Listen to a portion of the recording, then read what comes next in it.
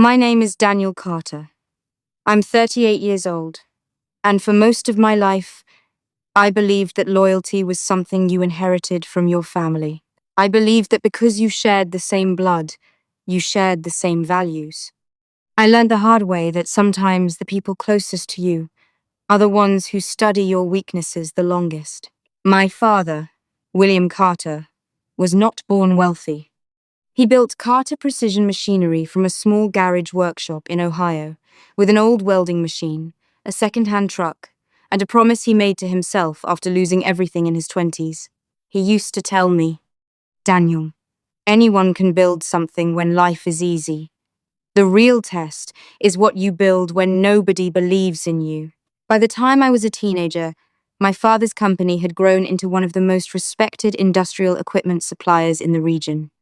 Factories trusted him. Employees respected him.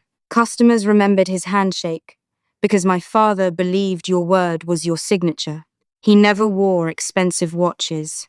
He never bought luxury cars. He drove the same pickup truck for 15 years because he always said, money should build security, not impress strangers. My younger brother, Michael, was different. Michael was charming. He could walk into a room full of strangers and make them feel like old friends within minutes. My father loved that about him. I was the quiet one, the person who stayed late checking numbers, fixing problems, and making sure things didn't collapse. My father used to joke, "Michael can sell the dream. Daniel makes sure the dream doesn't fall apart." I never thought those words would become the reason everything changed. After my mother passed away, my father became quieter. He buried himself in work. Years later, he married Rebecca. She was intelligent, polished, and knew exactly how to present herself. At first, I respected her. She wasn't openly cruel. That would have been easier. Instead, she was careful. Every conversation felt calculated. Every compliment had a purpose. And slowly, she became the person my father depended on. She started handling his appointments, then his paperwork, then company meetings. Nobody noticed when she moved from being helpful to being essential, except me. In 2022, my father started having health problems.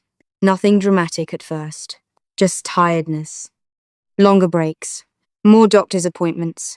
During that time, Michael suddenly became very interested in the family business. After years of barely visiting the office, he was suddenly there every morning, wearing expensive suits, talking about expansion, talking about investors, talking about the future. My father was proud. He thought his son had finally found his purpose. I wanted to believe it too.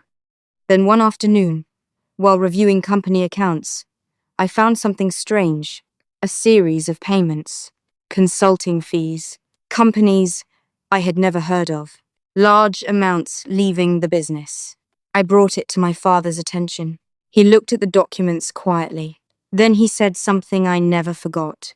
"Daniel, sometimes a person doesn't show you who they are until they think they already won." 2 weeks later, my father called his attorney. I didn't know why. He didn't tell me. He only said, "I'm putting some things in order." I assumed it was because of his health. I was wrong. My father passed away peacefully 6 months later. The funeral was full of people, employees, business partners, friends. Everyone talked about what he built. But 3 days after the funeral, I received a message. It wasn't from my brother. It wasn't from Rebecca. It was from a lawyer. The message was simple. According to the latest documents, Michael Carter had been appointed the sole controller of Carter Precision Machinery, and I had no authority over the company. I read it several times. Then, I laughed. Not because it was funny, because I couldn't believe it. My own brother had taken control of the company my father spent his entire life building. I called my father's attorney, James Wilson. He answered immediately, and the first thing he said was, "Daniel, your father was expecting this call." I froze. "What do you mean?" A pause. Then he said, "Your father knew." The next morning, I walked into James's office. On his desk was a folder. Inside were months of documents, audits, emails, bank records. My father had been investigating quietly. He discovered that Michael had been creating fake contracts through outside companies. But that wasn't the biggest surprise. The biggest surprise was what my father did next. 6 weeks before his death, he transferred ownership of the company's most valuable assets into a separate family foundation. The machines, the properties, the patents, the contracts, everything that made Carter Precision Machinery valuable. The company Michael inherited, it was just the name, the empty shell. My father had left Michael exactly what the paperwork said, but not what he expected. James looked at me and said, "Your father didn't want revenge. He wanted protection. And he knew Michael would chase ownership before understanding what he was actually receiving." For the first time after my father's death, I smiled because I finally understood. My father wasn't fighting from the grave. He was finishing the job he started, and Michael had no idea he had already lost. The next morning, I arrived at Carter Precision Machinery earlier than anyone else. For the first time in months, I felt like I was walking into a place that no longer belonged to me. The same building, the same entrance, the same smell of steel and oil in the air, but something felt different. Employees who had known me since I was a kid looked at me with uncertainty. They didn't know what was happening. And honestly, neither did I. Then I saw my brother. Michael was standing near the main office, wearing a designer suit, talking to two investors. The same confidence, the same smile, the same attitude of someone who already believed he had won. When he noticed me, he smiled. "Daniel." He said my name like we were old friends, not brothers who had just been separated by a legal fight. "I was wondering when you would show up." I looked at him. "Did you think I wouldn't?" He laughed softly. "Come on, Daniel. Dad made his choice." That sentence bothered me, not because it was wrong, because it was exactly the kind of thing someone says when they believe the story is already over. I replied, "You're right. Dad made his choice." His smile faded slightly. "But you clearly don't understand what that choice was." For the first time, I saw doubt in his eyes, only for a second. Then Rebecca walked out of the office. She looked calm, almost amused. "Daniel, this isn't the place for arguments." I looked at her. "You're right. This is a place for facts." And I left. Because my father taught me something important. Never fight someone who is trying to make you emotional. Make them explain themselves. That afternoon, James called me. "Daniel, Michael is planning to sell the company." I stopped. "What?" "He already contacted buyers." I couldn't believe it. My father spent 35 years building that company, and Michael was trying to sell it within weeks. James continued. "He thinks he owns everything, but he doesn't." I asked, "How long until he finds out?" A small pause. "Not long." 3 days later, Michael announced a company meeting. All employees were called into the main warehouse. I went too, not because I wanted a fight, because I wanted to see what my brother would say. Michael stood in front of more than 100 employees, people who had dedicated decades of their lives to my father's dream. He looked confident. He said, "My father built this company, but I am going to take it to the next level." People clapped politely, but I noticed something. They weren't excited. They were worried. Then Michael said, "There will be changes." That sentence changed the entire room, because everyone understood what that meant. New management, new priorities, probably layoffs. Then he said, "We have received interest from a major corporation." A few employees looked at each other. They knew the company wasn't being expanded. It was being sold. I stepped forward. The room went silent. Michael looked annoyed. Daniel, not now. I ignored him. I looked at the employees.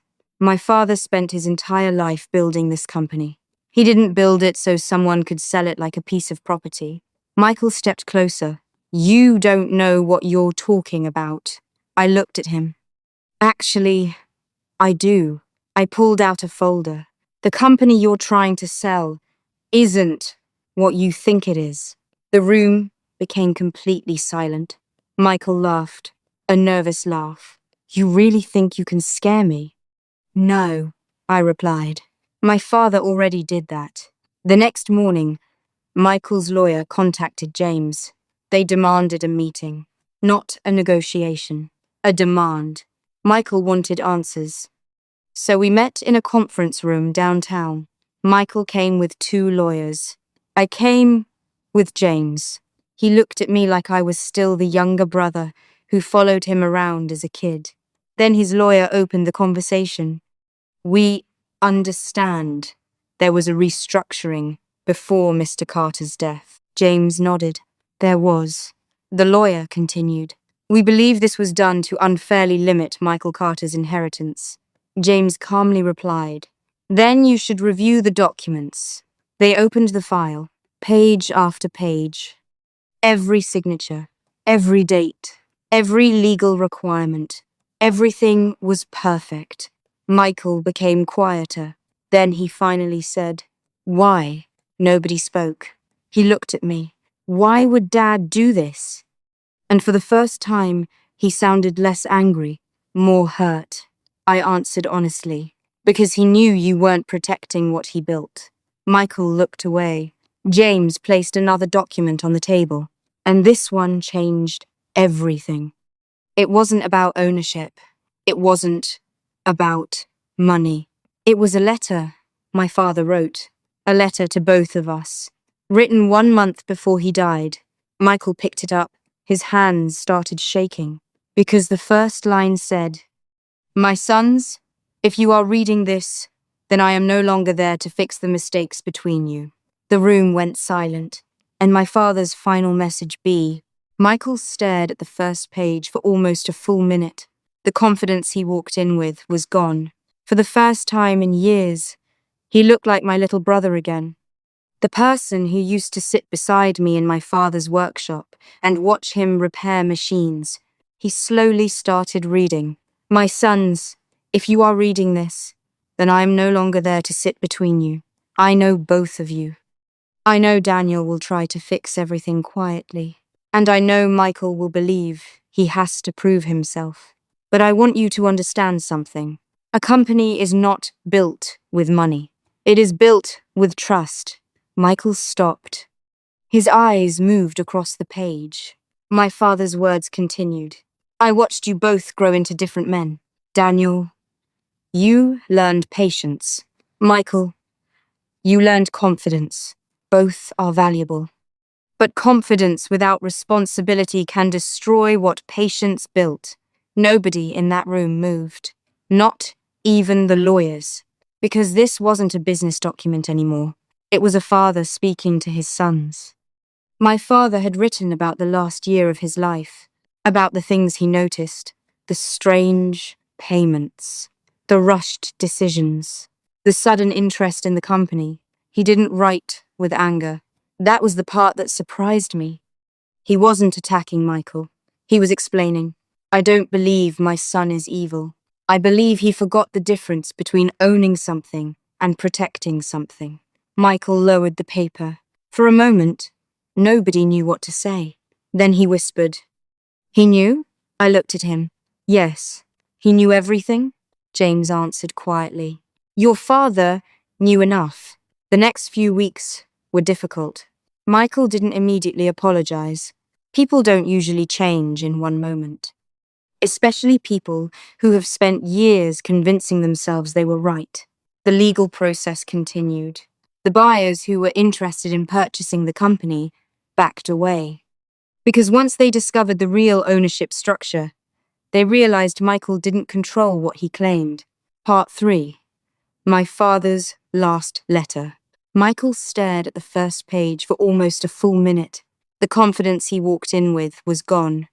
For the first time in years, he looked like my little brother again, the person who used to sit beside me in my father's workshop and watch him repair machines. He slowly started reading.